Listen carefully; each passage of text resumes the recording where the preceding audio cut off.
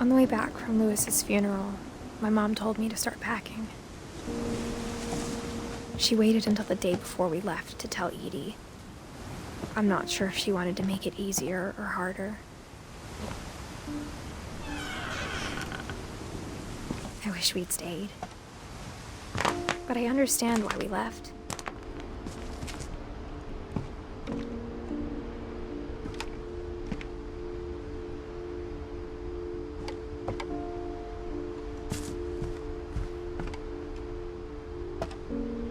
My mom ended up leaving everything behind.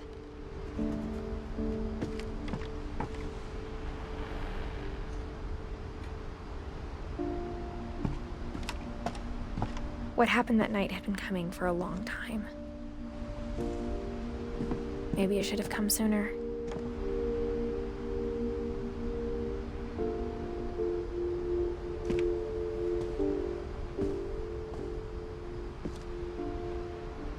But it had to end one way or another. All that's left now is to tell you about that last night.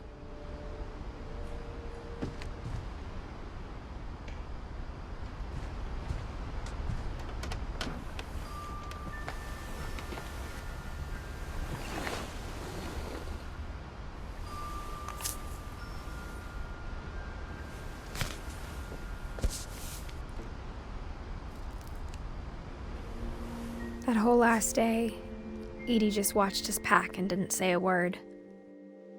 Until supper, when she raised her glass and said, "To our final night together, and all our final nights apart." Grandma, you know what I said about alcohol.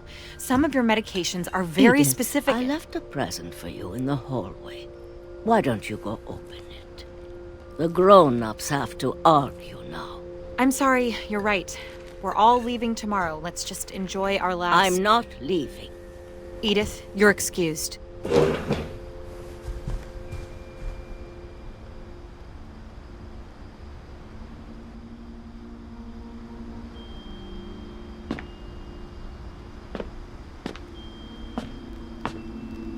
The power had been shut off that morning, but Edie always had plenty of candles.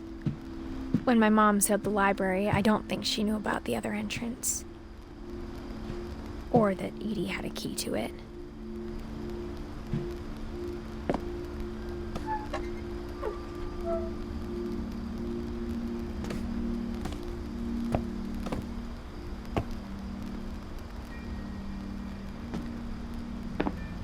That thing you're afraid of isn't going to end when you leave the house. Edith has a right to know these stories. My children are dead because of your stories. I think it's best if Edith and I leave tonight. We'll have the nursing home send a van for you in the morning, okay?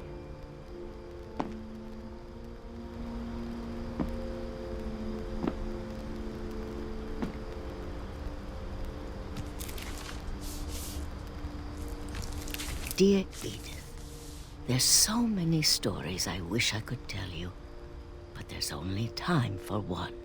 This is about what happened on the night you were born. That night, the tide went way, way out.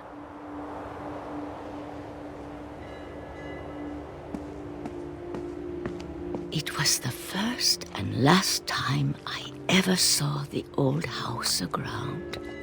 There'd been an earthquake out in the middle of the ocean. They called it the lowest tide in 1,000 years. God, it smelled awful. You know, I've seen that house every day of my life.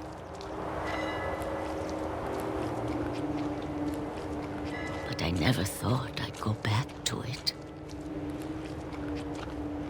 When the fog rolled in, I lost my way.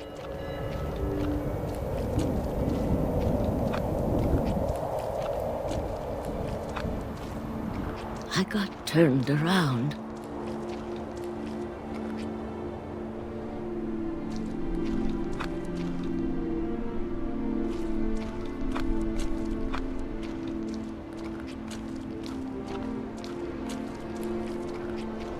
For a while, I wondered.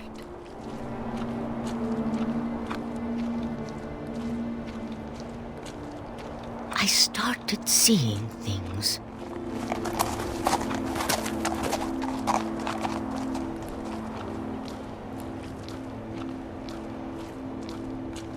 Things I'd forgotten had ever existed.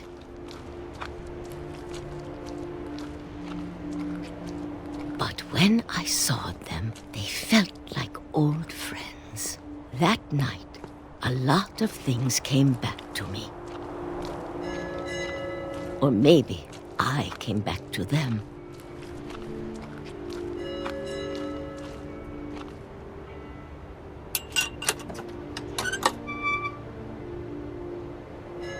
Things I can't explain, but that I need you to try and... Edith, what are you doing in here? It's mine. Edith! Mom, you're gonna rip it! Let go! I kicked and screamed, but Mom dragged me to the car.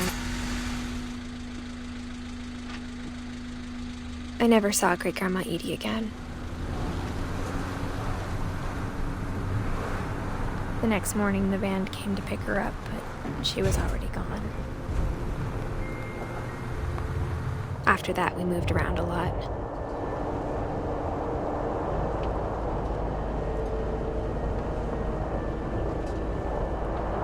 We both tried to make the best of it.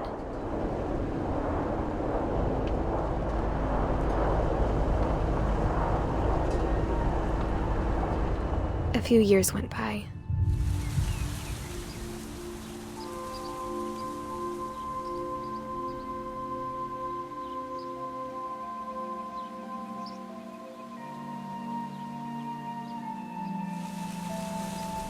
My mom didn't like to talk about it.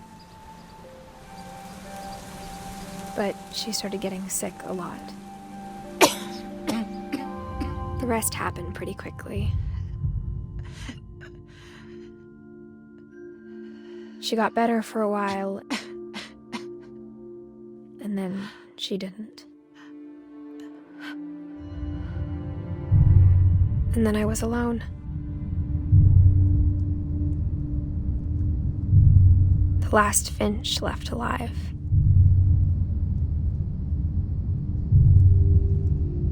Until I found out about you. I'm still not sure what to tell you about all this. If we lived forever, maybe we'd have time to understand things. But as it is, I think the best we can do is try to open our eyes. And appreciate how strange and brief all of this is.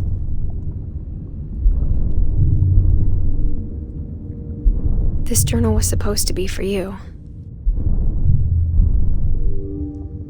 But now I hope you'll never see it. I just want to meet you and tell you all these stories myself. But I guess if you're reading this now, things didn't work out that way.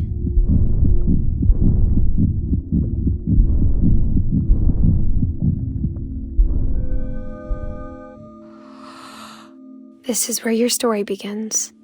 I'm sorry I won't be there to see it. It's a lot to ask, but I don't want you to be sad that I'm gone. I want you to be amazed that any of us ever had a chance to be here at all. Good luck.